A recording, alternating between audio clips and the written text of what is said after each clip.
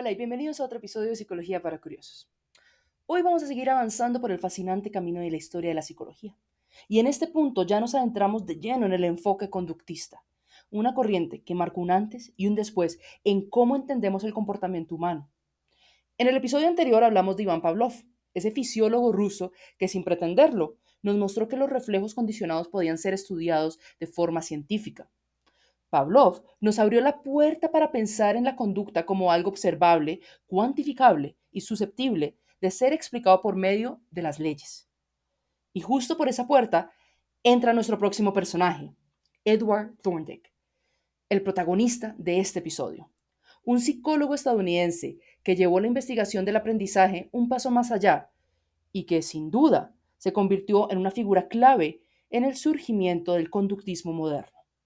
Y sí, en el episodio anterior nos sorprendimos con los perros de Pavlov, hoy les tengo otra historia fascinante. Gatos. Sí, vamos a hablar de gatos.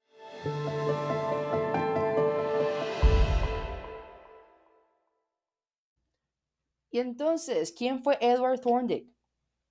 Creció en una familia muy enfocada en la educación y desde joven se interesó por la psicología, especialmente por el comportamiento animal. Estudió en Harvard y fue alumno de William James. Este personaje ya lo habíamos visto en el episodio número 5, quien le despertó aún más la curiosidad por los procesos mentales. Sin embargo, Thorndike dio un paso distinto. Quería que la psicología fuera una ciencia empírica, basada en datos y en la observación directa del comportamiento. Bueno, ¿y recuerdan que al principio del episodio les dije que les iba a hablar de gatos? Bueno, pues, uno de los experimentos más conocidos de Thorndike es la caja problema.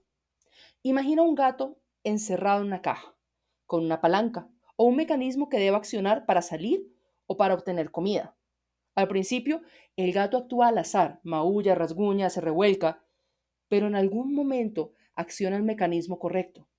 Y ahí es donde empieza la magia, cuando el comportamiento se ve seguido por una consecuencia satisfactoria, en este caso ya sea comida o libertad.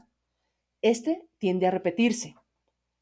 De aquí nace su propuesta más conocida, la ley del efecto, que dice, en palabras simples, que las conductas seguidas de consecuencias agradables se fortalecen, mientras que las que tienen consecuencias desagradables tienden a desaparecer.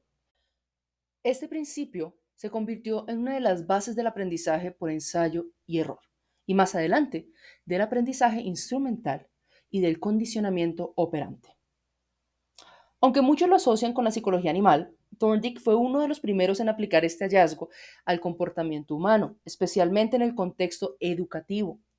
Para él, la educación debía basarse en cómo realmente aprendemos y no solo en teorías abstractas. Observó que el refuerzo positivo en los entornos escolares, por ejemplo, podía ser mucho más eficaz que el castigo para moldear la conducta de los estudiantes.